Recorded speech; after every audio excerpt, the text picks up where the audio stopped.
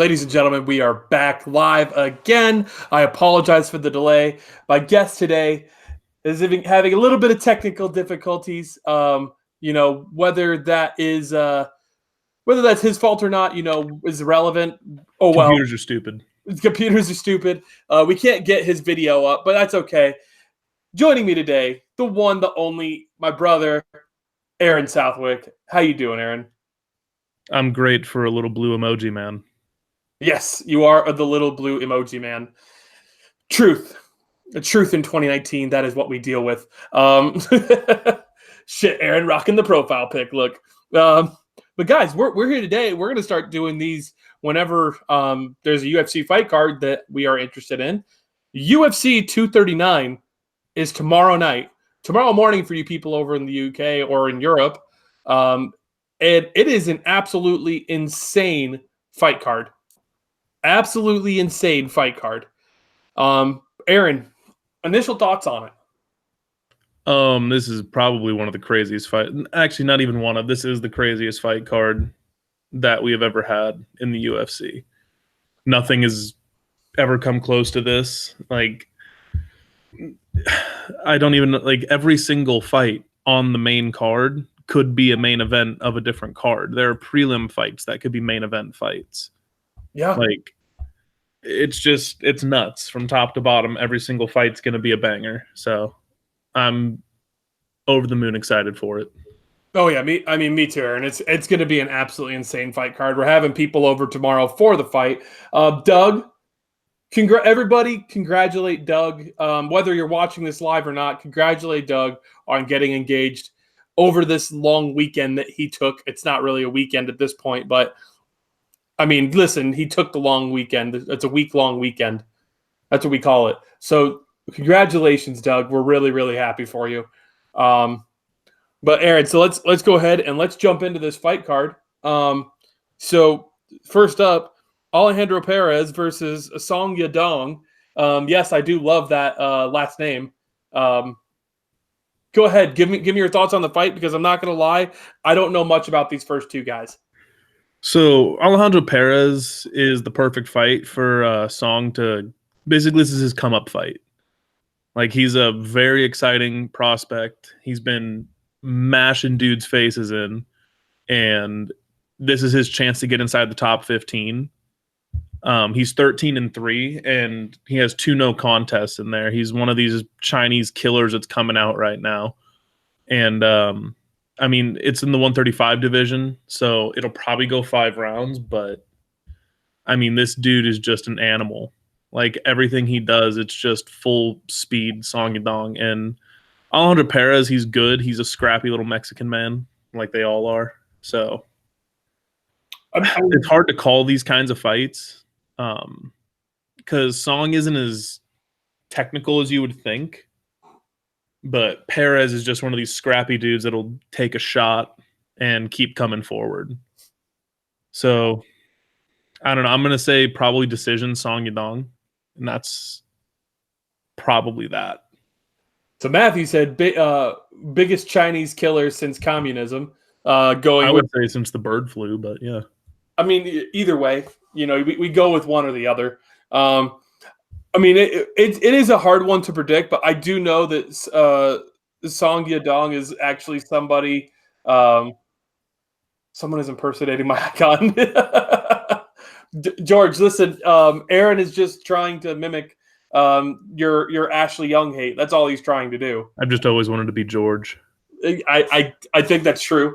I mean, you could be George if you. I don't know. But I'm going to go with Song Yadong just simply because I know more about him. I've seen him fight once or twice, and I think that this is like Aaron said, it's a good fight for him. And we'll see how it goes. Oh yeah, I mean, guys, I know we kind of already congratulated Matthew on it. But Matthew graduated officially from college. All the congratulations to Matthew. But Aaron, let's go ahead. Let's move on to a fight that I at least know a little bit more about. I never know how to say her last name, but Claudia Gadea versus Randa Marcos. I know that Claudia was in a season. She was She was the coach of one of the one of the teams for a UFC. I forget what they're called there because they're not around anymore. What are you talking about? They'll have two coaches coach and then they fight at the end of it. Oh, Like you're talking about the Ultimate Fighter? Yeah, Ultimate Fighter. So Claudia was I didn't know it was still on. I haven't seen a season on in a long ass time. Yeah, but Claudia, that was everyone's introduction to Claudia. She's a killer, though. She is. Randa Marcos is gonna die, everyone. And I hate to say it, because she seems so nice. She's like the nice mom that brings orange slices to the soccer game, and she's gonna die.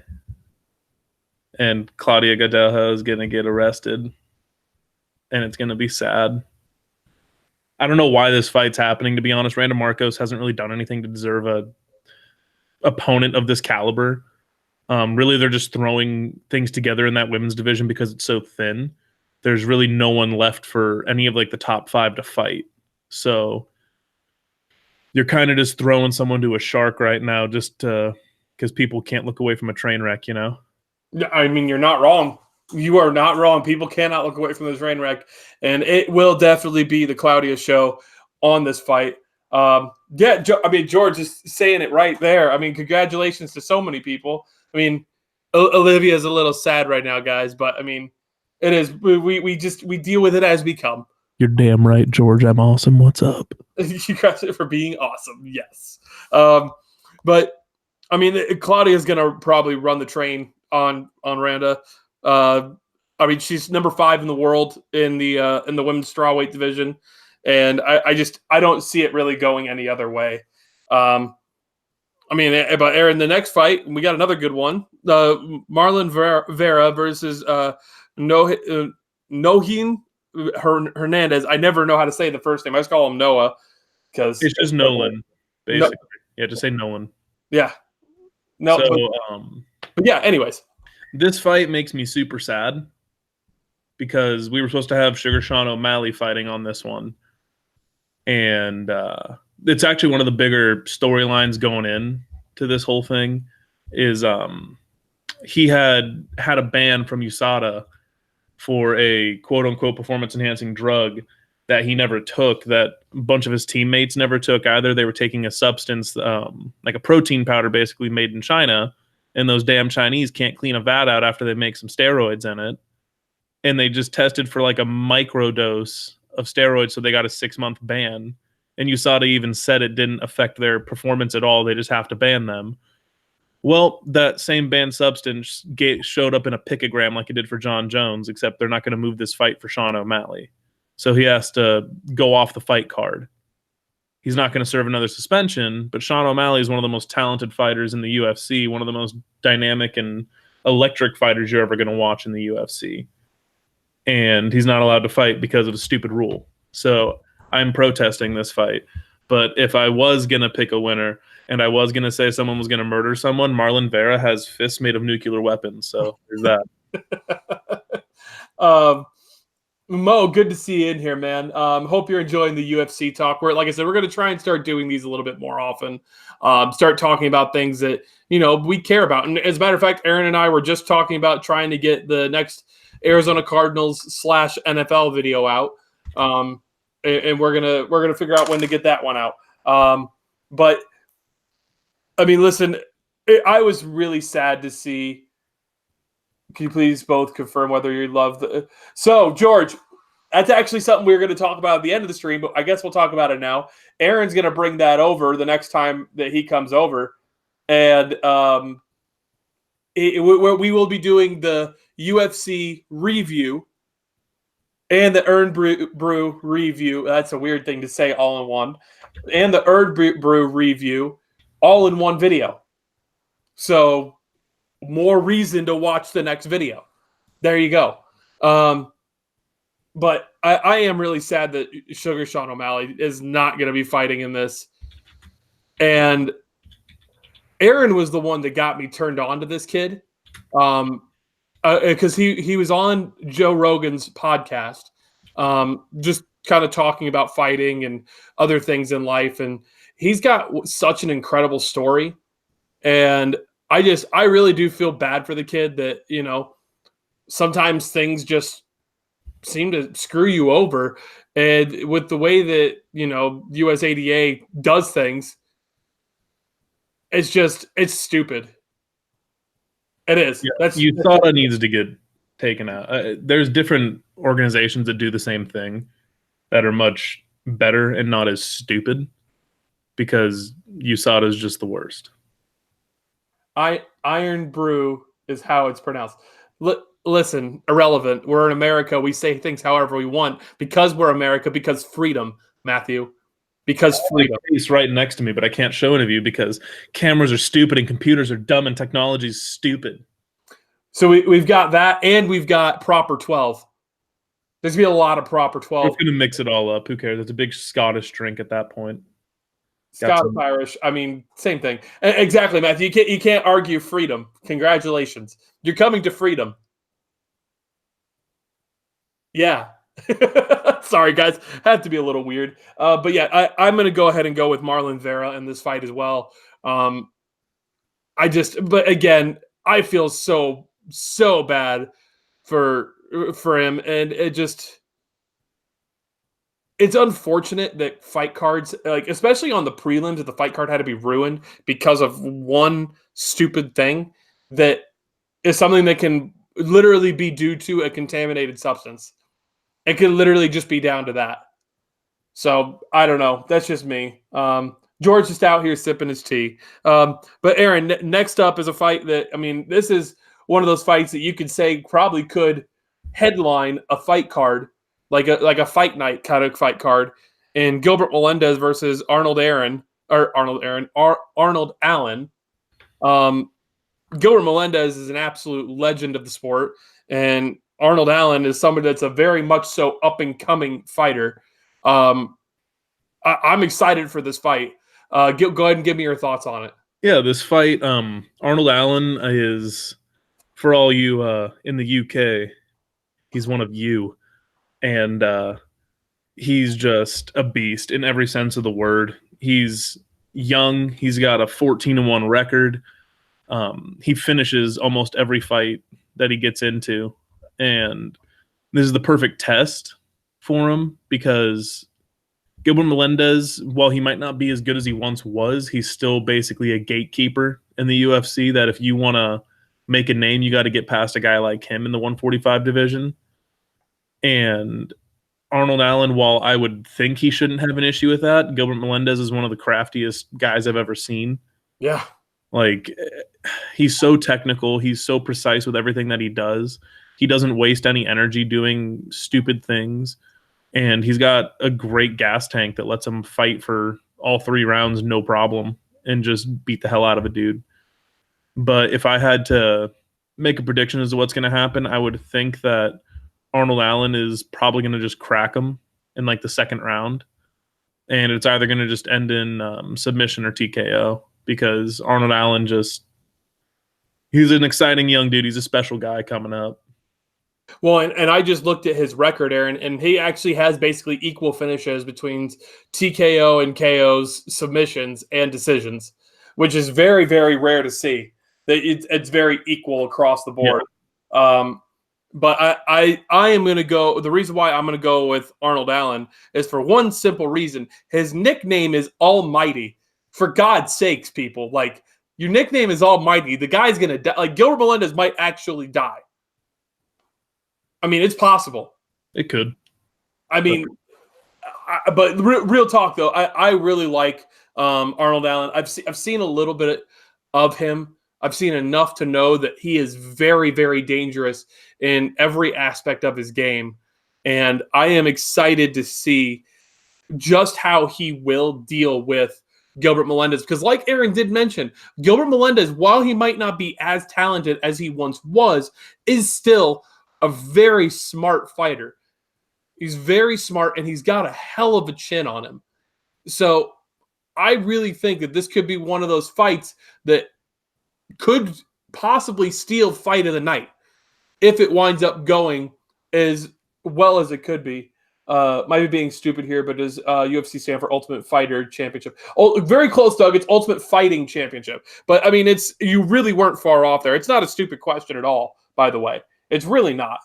But I really think that could really steal the show if it winds up that they wind up having to bang for all 3 rounds. See, you'd think that it might steal the show, but then when you look at the next fight on the card, you have Diego Sanchez and Michael Chiesa going at it. And that's just going to be ridiculous. Well, but more what I'm saying, Aaron, is for the fact that it's on the prelim card. Yeah, that's the reason why it could steal. It's a great fight to watch. It's a free fight to watch. And I think it's going to do its job and get people that are undecided on the card to buy the fight card. Because well, could be. Because this main card is just going to be ridiculous. Oh, yeah. And that's where we will go ahead and we'll jump into. And guys, if you do have any UFC-related questions, please shoot them our way because we could talk about the UFC a little bit. I don't watch it as regularly as I used to, but I still know quite a bit about the sport. So I enjoy talking about it. But Aaron, Diego, like you just said, Diego Sanchez and Michael Chiesa in this welterweight bout. Once again, like you just said, this could be one that could literally steal the show as well. Because Diego Sanchez is basically a guaranteed he's not going to go down without swinging for his life. Let's just say the nightmare isn't over for anyone in that division. Oh, well, Aaron, Diego Sanchez is the definition of the guy that will literally bite down on his mouthpiece and swing for the fences on every punch. Yeah. I mean, people were writing Diego Sanchez off probably like 3 fights ago. I mean, I was one of them. Like 3-4 fights ago, I was just like, all right, this dude needs to get out because he's been here since like 2004 in the UFC. And he's got a 31-11 record. And you're just kind of like, at that point, it's like the BJ Penns and Clay Guida's like, yo, I get it. Just get out, though. Like, we get you love it. Stop while you're ahead. And he had a fight against Mickey Gall, who's one of like the brightest up-and-coming stars in UFC, who's just been flatlining people. And he beat the absolute hell out of him. Mm-hmm. And that's why Diego Sanchez has gotten this fight. The only reason Michael Chiesa isn't ranked in the top 15 is because he was out for so long with an injury. He had some cuts on his face and in his eye from the glass from the McGregor bus attack. So he hasn't been able to fight for a while, but Michael Chiesa is an insanely talented fighter. Yeah. His submission game is incredible. Like, his stamina is amazing, but again, you're going against Diego Sanchez, who his jiu-jitsu he's one of the guys who was helping pioneer jiu-jitsu in the early days of UFC as well. Like, when he was coming in, that was like all he did until he just decided that he wanted to knock everyone out. And I mean, all you have to do is go look at Diego Sanchez's UFC.com picture to know exactly who he's become. He literally is like this in his picture. Standing like that. Like, that's not a guy you want to mess with. Yeah. Like, it's going to be one of these fights where it could go either way because Diego Sanchez seems to have turned back the clock a little bit. And if he's making a push like Donald Cerrone is, then who knows? If this is Diego Sanchez, like prime Sanchez, Michael Chiesa is going to have his hand full. But I think Michael Chiesa is just too talented. He's too big for him. He's got a bigger reach. He's taller. It's just... Well, I mean, Aaron, if Chiesa can get it on the ground, I think it's going to be over. But if Sanchez can keep this thing standing and keep it a chaotic brawl, that's where he's going to thrive. Oh, absolutely. And well, Aaron, I figure we could talk about with this main card, talk about their records a little bit more. I mean, Diego Sanchez's career is 31-11. Michael Chiesa is 15-4, with Michael Chiesa finishing 73% of his fights by submission. He has never knocked anybody out or TKO'd them, and he's got a 20, and the rest of his fights are won by decision. Whereas Diego Sanchez has a 32% TKO/KO rate. 19% by submission, and then he has 48% decisions the rest of his for the rest of it. Diego Sanchez's average fight time is 12 minutes and 12 seconds, whereas Michael Chiessa's average fight time is 7 minutes and 54 seconds. So that really does say a lot in terms of. Well, also you're dealing with inflated record. Like it's an inflated thing to look at because Diego Sanchez literally has double the fights that Chiesa does. No, absolutely. He has more than double. But still, Michael Chiesa has never knocked anybody out. But you look at that average fight time, it just goes to show who Michael Chiesa is, and he wants to finish fights. Yeah, he does it submission style. Like he doesn't get hit. There was the last fight he had, he never even got hit. He took the guy down and submitted him, and that was it. Yep, I remember that fight. But Aaron, so real quick, we got asked by Doug, are we Conor McGregor fans? That would be a yes, or we could answer by, who the fuck is that guy, eh? I kind of went Canadian on that at the end of it. I'm sorry, guys. I'm sorry. Aaron wrestled. How does he feel he would do in UFC terms of transferable skills? George, they would turn me into a pretzel and sell me to a prison gang. It wouldn't be fun for me. I wrestled in high school. So if I went against, let's say, an average guy on the street, like I used to do security for like raves and stuff like that, those guys were nothing. If I had to fight a UFC fighter, like if Michael Chiesa came at me, I would get on my knees and say, please, daddy, don't. I like Matthew's comment. That sounds hot. Like I have taken 7 jiu-jitsu classes. So I am pretty skilled, I would say. I'm almost a black belt, guys. Don't worry. But no, against the average person, yeah, I would turn them into a pretzel. Against these guys who are trained murderers that want to murder, no, it wouldn't be fun for me. I'd cry a lot. Or you could wrestle Matthew's dark thoughts in his head. There is enough room on that forehead for me to fit. So, but Aaron, so who are you going to go with in this fight? Michael Chiesa. He's just younger. He's stronger. He's a better wrestler. And that's in MMA. That's kind of where you have to give advantages to, is whoever the better wrestler is. Because if they can just get him down and keep him down, that's all it really comes down to. Diego Sanchez, though, always has the ability to keep things chaotic. And if he does that, then it's dangerous for everybody. Well, the one thing I noticed in Diego Sanchez's last fight is it looked like he had been really working on his takedown defense game. And I actually really think, and this will be the first fight I'm going to go opposite of you on. I am going to say that Diego Sanchez is going to win this fight. I think it will be because of some chaos. I think that Diego Sanchez is going to just be swinging for the fences, and I think he's going to clip him. And then I'm not going to say it's going to be a KO, but I think he's going to TKO him in the second round. But listen, at the end of the day, I think this is going to be a really good fight. I think that Michael Chiesa obviously is got the ability to stop a fight almost at any point just because of his submission game.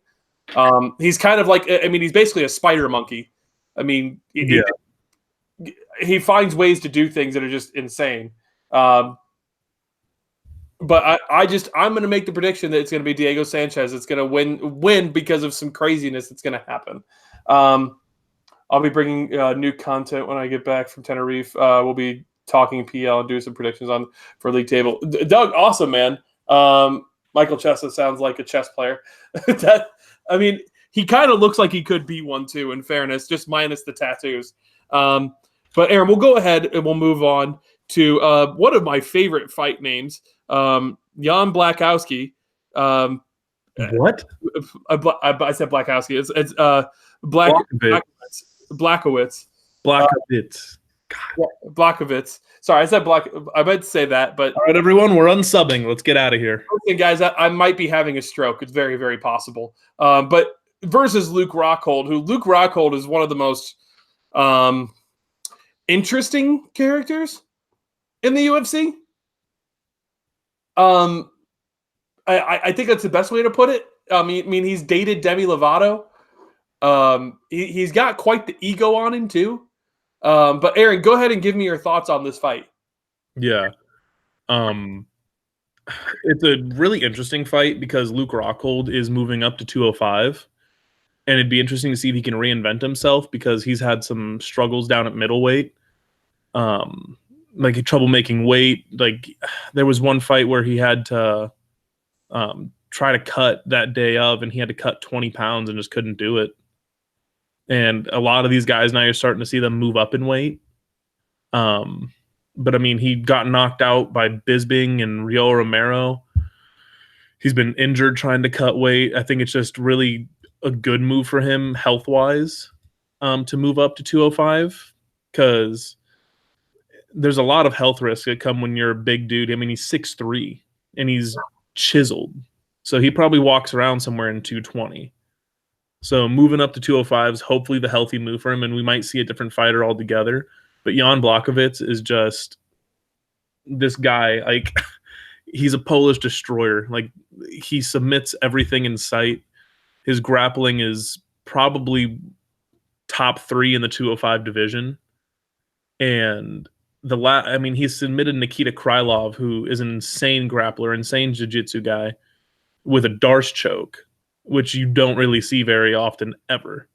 So I would say Blachowicz is probably going to win this fight because, one, he has more experience at 205. He's used to these powerful guys, and this is going to be Rockhold's first fight, and it's not a joke of a fight. Normally when a guy moves up in a weight class, they'll put him against someone like a little bit lower rank and let them get their feet wet in the division. That's not what's happening here. So Rockhold's striking is much better than Blachowicz, but if he just stays away from that and just goes for the takedown, then he'll be seeing a title fight probably next after John Jones murders Thiago Santos. We'll get to that later. But Dan, just so you know, we're on the second fight of the main card. So you haven't really missed a whole lot. Just you missed the 3 fights on the prelim card and the first fight on the main card. So it's all good, man. I'm sorry you didn't get the notification, though. I mean, that's YouTube. As much as it sucks to say, that's YouTube. But Aaron, so Jan is ranked number 6 in the world, and I really think that this is a move by Dana White to try and throw a big name guy against John Jones because these last 2 fights have been against nobodies. I mean, let's be real about it; they have been against nobodies. And so Luke Rockhold is a big name, and he's already ranked number 3 in the world at light heavyweight. So to me, this seems like a move by Dana White to try and get somebody with a big name to go against John Jones. But I just think that could it will just be a bad look for Luke to go against John Jones because I really don't think anybody ever beats John Jones at light heavyweight. I think that his first true loss will come in the heavyweight division because I think that he's not too far off from moving up to the heavyweight division. The thing with the 205 division now is you're seeing guys move up to it, not because Dana needs people, but because, I mean, Chris Weidman is moving up to 205. Yep. And now you got Luke Rockhold there. So you're probably going to see a bunch of guys from like the 170s and 185s probably making that jump up because it's hard to cut that weight for guys that are bigger. But in MMA, a lot of guys are afraid to get overpowered. So what they'll do is kill their bodies by cutting off 40, 50 pounds of weight in a couple of weeks. And they're seeing the health repercussions now. So I mean, hopefully the division gets a little bit more saturated with talent. But if it stays this way, if Luke Rockhold and Chris Weidman are really the 2 challengers for John Jones that are coming up, I think he'll bitch slap them back to whatever daycare he wants to send them to and make his way up to heavyweight where no one could touch him either. The only guy in heavyweight that could touch him is probably Ngannou, and that's just if he got lucky and clipped him. I mean, that's the thing is that John Jones at heavyweight will be hella interesting. But we're not going to talk about John Jones yet, except for the fact that Dan did just say John Jones is so good, just a shame his personal issues kind of ruined it. Listen, end of the day, I don't know how much I believe the performance-enhancing stuff. Who doesn't love cocaine? What? I was going to say, who doesn't love cocaine? I mean, listen, everybody in Mexico, you got to do coke, man. Everybody's doing cocaine. Everybody's doing it. We're totally endorsing it on this channel. In fact, I'm sponsored by cocaine, just the general brand. Sponsored by Big Cartel. Sponsored by Big Cartel. What up? But no, real talk though. I mean, the cocaine thing, it does suck. But everybody's got their demons. Everybody has problems, and at the end of the day, I mean, John came back from the cocaine stuff and really looked like he was trying to make himself into a better person off of that. That's the one thing I will say, because I'm being honest. I don't believe like much of the tainted supplement thing, because it just happened in such a random time where it didn't seem like that would be what would happen to John Jones. I'm being honest, because he's dominated everybody and without needing, and he's not super big. I mean, I know that there's more to performance enhancers than just steroids, but you get what I'm saying. I 100% back John Jones. Mo, exactly. Sponsored by El Chapo, says Dan Jones. You already know. But Aaron, so I mean, Luke Rockhold has got a record of 16-4. He has won the middleweight title. And then Jan is somebody that is 23-8. The reach differential really isn't there. I mean, it's 78-77 for Jan.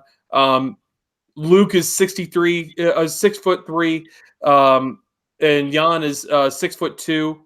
And then their leg reach is Luke has got a 45-inch leg reach, and John has got a 44-inch leg reach.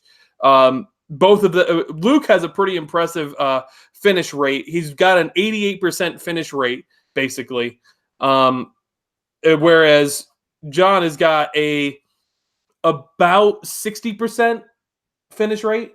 So this will be a hell of an interesting fight. But I personally am going to say that it's going to be Luke Rockhold that will walk away from this victorious, because I believe that he will. He is the guy that Dana White wants to win, because it's a big name to go against John Jones next.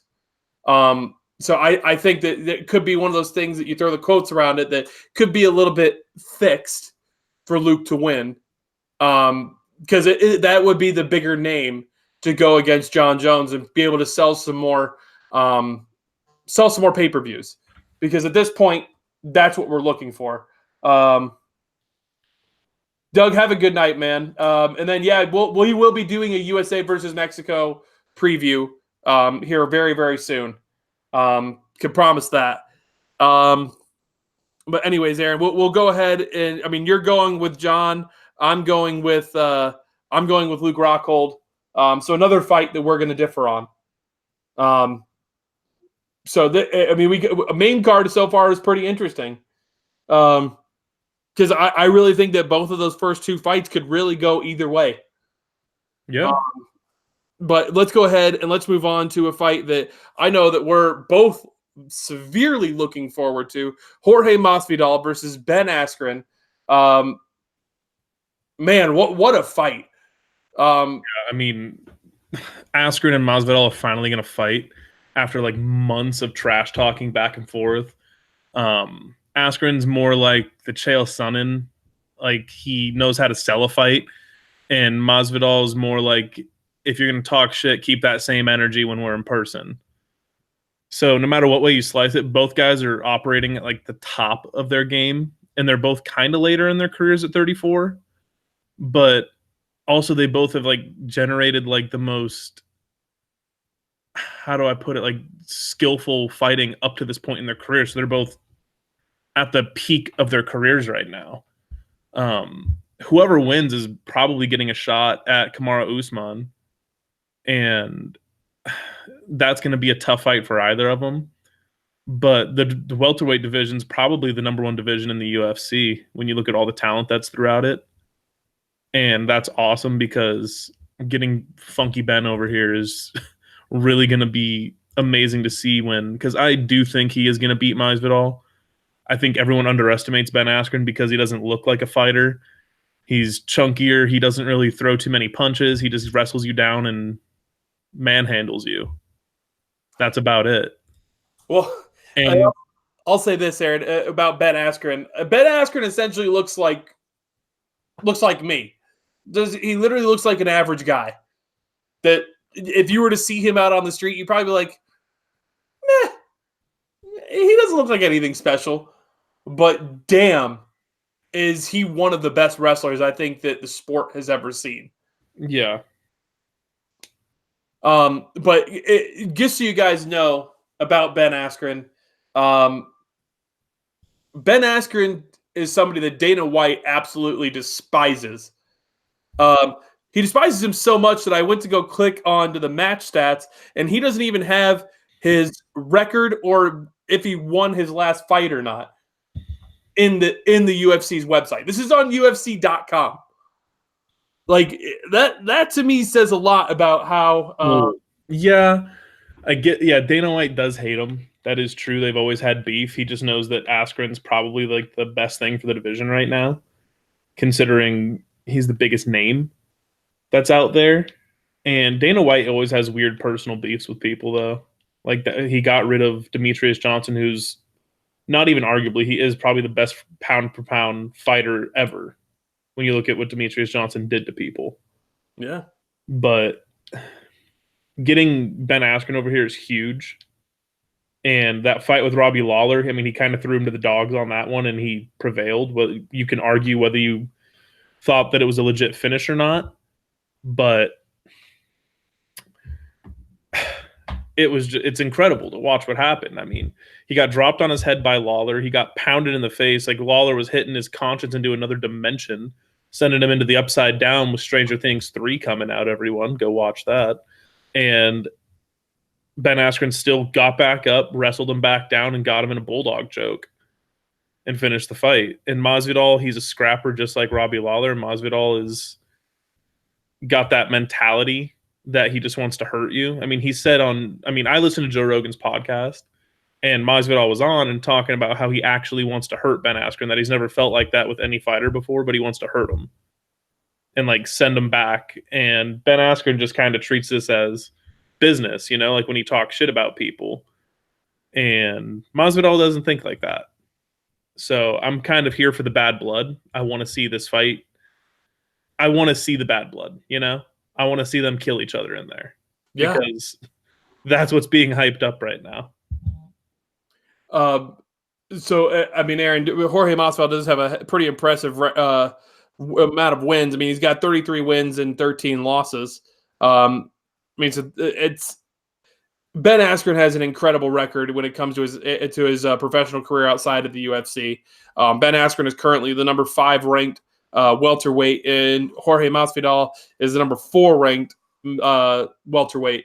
So I agree with you 100% that I think that whoever wins this goes on to face the champ, and I think that this could be one of those fights that like it could go either way, but I'm gonna personally go with Ben Askren.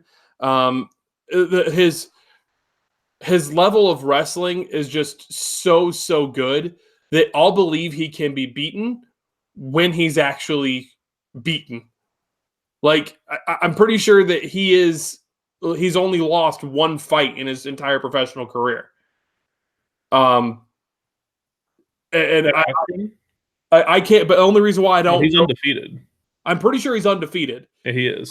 But I don't obviously do not see his current record right now because it's not. I don't know. That's probably a glitch, not Dana White doing anything shady. I mean, it would call Dana White out. Dana, if you want to counter me on it, get on the show. Get on the show. Yeah. Yeah, that's never happening. He's undefeated, and every single fight he's had, he's just dominated people wrestling wise. And TKOs aren't because he actually knocks anyone out and hurts them. It's because he puts them in positions where they can't even defend themselves anymore. Yeah. And he's never had like a legitimate knockout, I don't think. I mean, I've seen all of his fights, but it's like 20 something. I can't really remember, but he went over to ONE FC, did the same thing. He had 2 fights in a row at ONE FC where he took them all 5 rounds and never got punched one time, just to show how dominant he is as a wrestler, where he just took them down, got on their back, and rode them for 5 minutes. Basically what I'm going to do to Matthew when I see him in August. And like, he's just so dominant wrestling. And I don't think Masvidal is going to have an answer because I think he's taking it lightly. Because if you listen to his interview with Joe Rogan, he was basically writing off Ben Askren as a fluke. That everything he's done so far, he hasn't fought anyone real, and that he didn't actually beat Robbie Lawler. And I think he's going to be in for a shock when he actually gets in there, because Askren has this crazy grip. Like, he gets a hold of you and you're not getting away.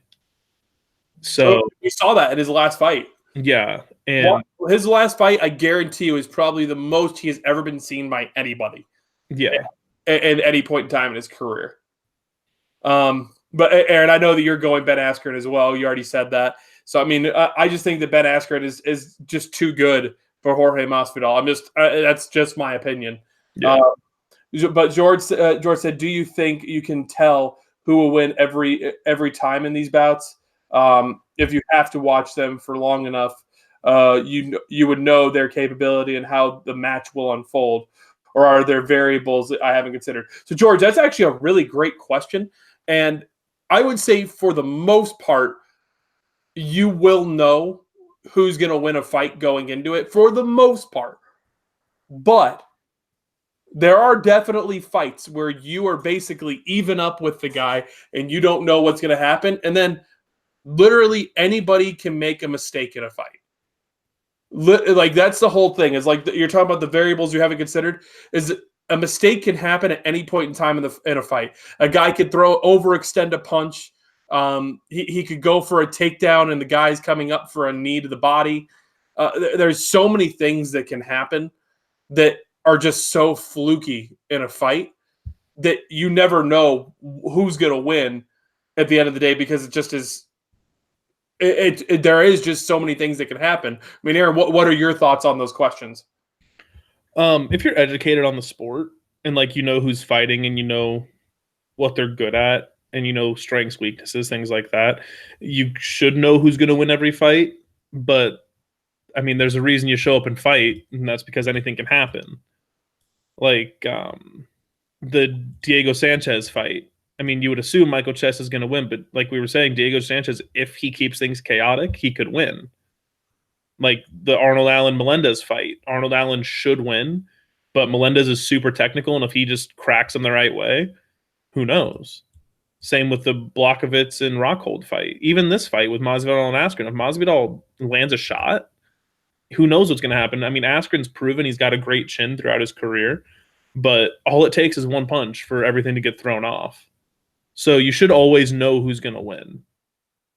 Like, you should know who the dominant one is in every single fight going into it. And that's why we're saying Askren, because he is just dominant wrestling. Like, if you grade everyone's like things out, if you just go like striking, grappling, stamina, and that's it, and you just give everyone like an A through an F or 1 to 10, you just do it on a scale like that. And while like Masvidal's striking is at an 8 out of 10 and Askren's is like a 4 out of 10, Askren's breaks the scale for grappling. He's like at a 20 and Masvidal's like at a 6. And so that's why it's just so lopsided in his favor going into this fight. And I 100% agree with you, Aaron. And George, I hope that does answer your question. But we'll go ahead and we'll move on. We're both going Ben Askren. But Aaron, next up, we're going to be watching a murder in this one. Amanda Nunes versus Holly Holm. Amanda Nunes, a 2-weight champion, did the first ever legitimate knockout that I've ever seen, and on a woman, I should say. Like, she knocked a woman out, and I've never seen like a legitimate knockout. And then she also has beaten Cyborg. Like, that to me, nobody thought that was going to happen. And it was just absolutely insane. And honestly, credit to Holly Holm for even being willing to take this fight. But that's just the type of, I do like Holly Holm. But Aaron, I know you're going to agree with me on this. I don't see any way she wins against Amanda Nunes. I think Amanda Nunes might be one of the most dominant fighters in the UFC. Yeah, I mean, they call her a lioness for a reason, and she's pretty much going for immortality in UFC right now. Because if she wins this one, she's the greatest female fighter of all time. I already think she is, in my opinion. But if she wins this one, there's no disputing it. Like, she lost once, I think, to Kat Zingano. And that was back in 2014. And since then, she's just been murdering people. Like lost once in the UFC, I should say. I think she's got losses outside of it, but I mean, she's won 8 straight fights over Sarah McMahon, who's incredible. Valentina Shevchenko, who is probably the best female fighter in the 115. No one's ever going to touch her there, but she can't really move up because she has to go through Amanda Nunes. So, hey, just hide in your little 115 hole and be dominant there. And she beat Miesha Tate, Ronda Rousey, Cyborg, and those last 3 were all by knockout. And it's just incredible what she's done. She's basically put the women's division on the map and made her fights. People look forward to her fights, like Ronda Rousey used to make people look forward to her fights. Yeah. Like, and if she beats Holly Holm is a great striker. Holly Holm is one of the best female boxers, kickboxers of all time. And so we'll see what happens with all of that. It's just I don't see anyone touching Amanda Nunes. Like, she comes at you in a way that you can't answer because she puts so much pressure on you. She finishes her fight. She's looking to end you. She's not looking to make this go 5 rounds. She wants it over in the first 30 seconds. Yeah. And when someone's coming at you like that, it's hard to respond. I'll give Holly Holm the advantage in counter striking because of her boxing background. But Amanda Nunes has proven she's got a great chin. She took some shots from Cyborg in that fight. Yep. And Cyborg's basically a man, so she is. It's confirmed. It's just I think that she was talking about retiring if she beats Holly Holm just because she wants to focus on her family. I know she's marrying a girl from the U.S. women's national team. Can't remember her name, but she's on the team. So there's that. Just champions everywhere in that family. And you're seeing the most dominant female fighter of all time and the most dominant male fighter of all time on the same exact card. And that's why people are excited about this card. Exactly. So overall, I give the advantage to Nunes, and I'm going to call a knockout probably in the first round. But Holly Holm, if you want to talk about a striker's chance, like that's it. She's the most amazing female kickboxer we've ever seen. So I'll give her a shot in that respect. But Amanda Nunes is just so dominant. So George, and that's a great question. And what I'll say is they're both the same exact height. They're both the same exact weight, and they have the same exact reach. There is no difference between the two of them. It's just Amanda Nunes has so much power in her strikes that it's hard for people to take. It's hard for women to take those strikes. Yeah, she can knock out most men probably, Amanda Nunes. Like, she just... I mean, she definitely knocked out a lot of average men, that's for sure. She's just so dominant, and so like in her presence is just so much of like she goes forward and she doesn't stop going forward. It's hard for a lot of fighters to take that kind of pressure because most fighters are used to kind of like, you do a little bit of trading, you kind of stand in the middle of the ring. What Amanda Nunes' game plan is I'm coming at you. I'm going to keep hitting you. Stop me. That's what she does. And Mo, by the way, yes, Holly Holm is the person that is the original person to beat Ronda Rousey and it was the biggest upset in UFC history at the time. But Amanda Nunes, this would be, if Holly Holm won, this would be a similar upset because Amanda Nunes is that dominant right now. No, just nobody can beat her. She finishes over, but she finishes 90% of her fights. That's just insane. Like you just can't stop her. George, so is it a bit like Serena Williams in tennis in terms of brute power? George, exactly. Like she's just so far above all the other women that it's hard for any woman to really be able to take the power that she can bring. So both Aaron and I are going to go with Amanda Nunes on this fight. But I will say this.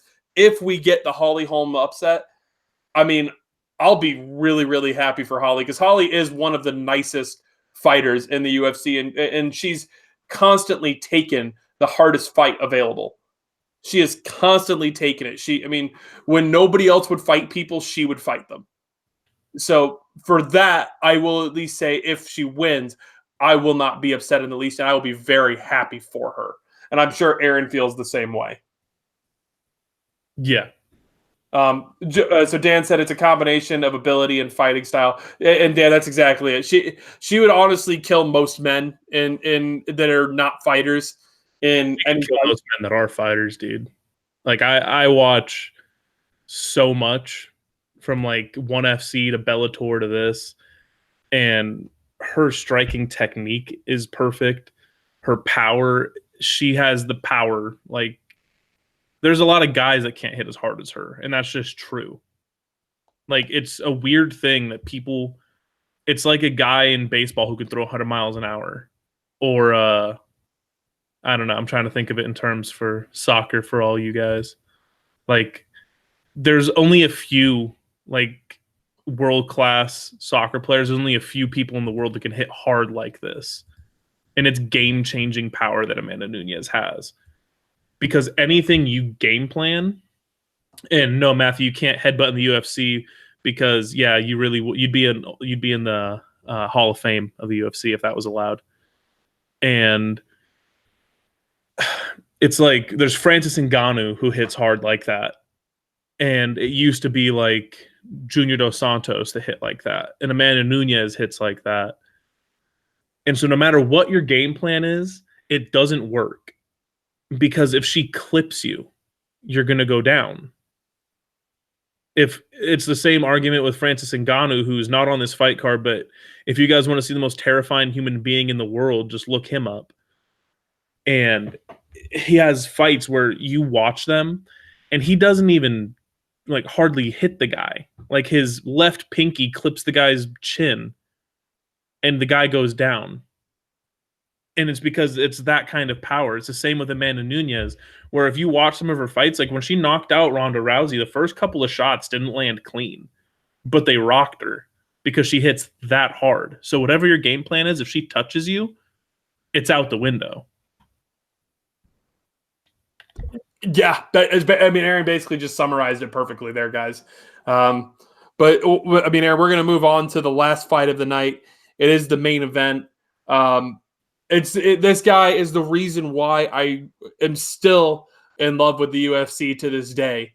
And I will be biased towards him for forever.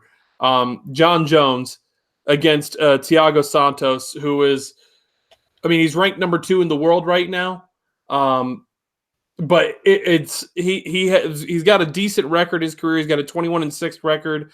John Jones is 24-1 with 1 no contest, and that 1 loss was due to a refereeing mistake.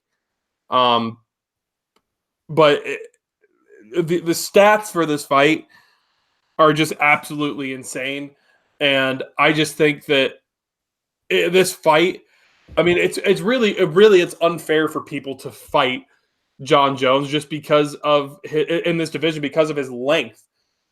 Basically, I mean, George, basically, I would say that John Jones is kind of like the Ronaldo of the UFC. He's the greatest of all time, the greatest to do it in the sport, and I can't wait to see him move up to heavyweight and see what he can do at heavyweight because I think that he's going to be dominant wherever he goes. But Aaron, go ahead and give me your thoughts on this fight.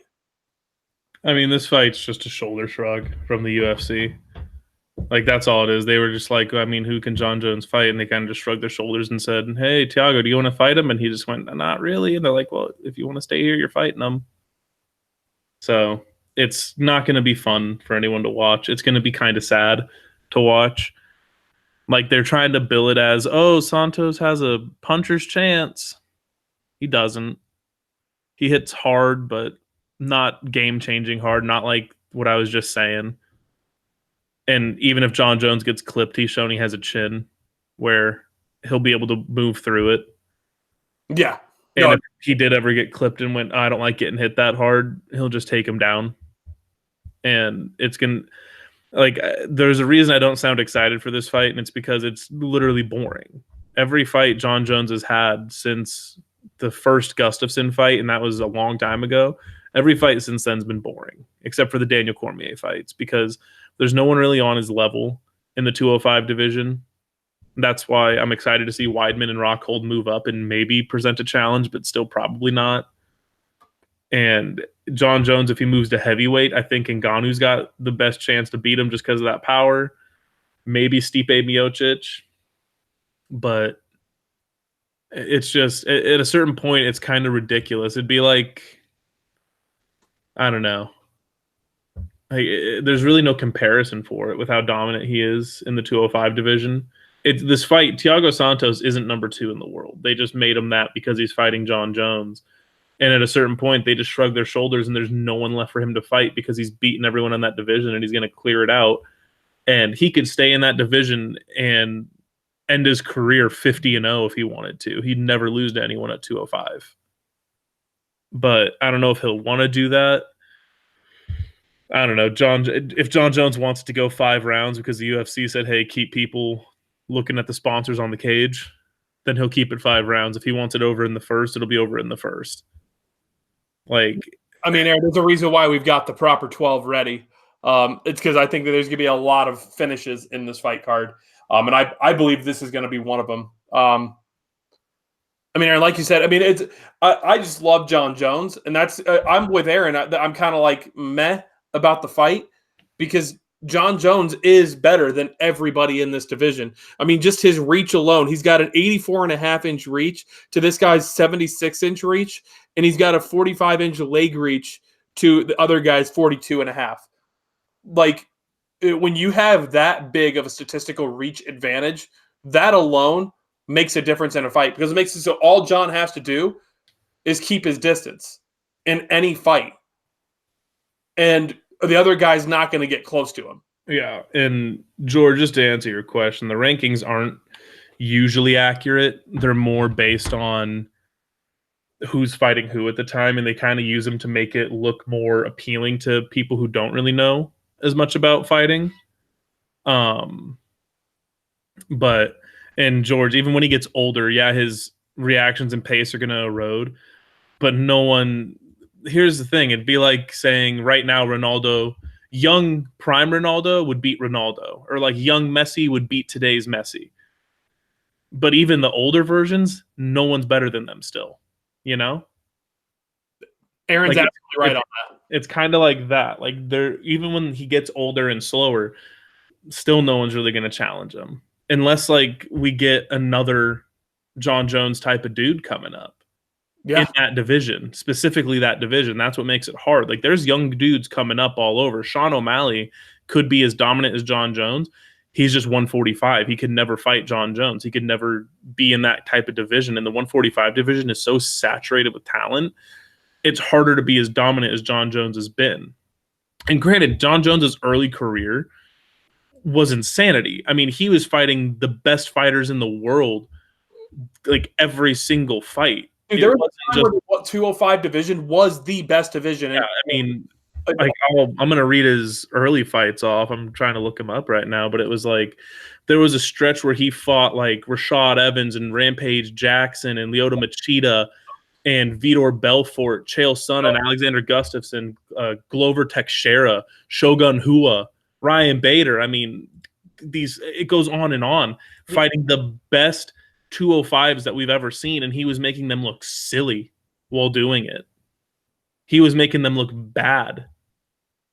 They're genuinely like, other than, and like Aaron said, other than the Gustafsson fight, which I still believe to this day, it was more of a case of John Jones started taking his opponents lightly in that Gustafsson fight. Other than the Gustafsson fight, he has never truly been challenged in any fight. I mean, there was the fight against Vitor Belfort where Vitor got him in an armbar. Vitor broke his arm in that fight.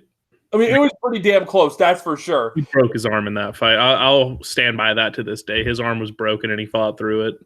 Yeah, and Dan, you're exactly right. Like, and Mo, same with you. The names that are on that list, John Jones literally beat a who's who of the reason why the UFC is what the UFC is. Like, the only person he did not fight, the only two people he did not fight that made the UFC what it is probably Chuck Liddell and Tito Ortiz. Well, Randy Couture. Tito Well, Ortiz kind of. and Randy Couture. Tito Ortiz brought the douche factor to the UFC that we all needed at a certain time. But genuinely, guys, John Jones is going to win this fight. It's not even going to be a question. I mean, it's more interesting. This fight's more interesting because this might be the last time he fights at light heavyweight. So that's why we're all watching, because he's obviously the greatest fighter in UFC's history. Like, whatever he's done to himself outside of the cage, yeah, whatever. Who cares? Like, it's his life. Yeah, if you were that good and you couldn't feel a challenge, then sure, do cocaine. I don't care. Aaron, do whatever you want. Would be the next two division champion. Yeah, I mean, the heavyweight. I think they should let him move up to heavyweight.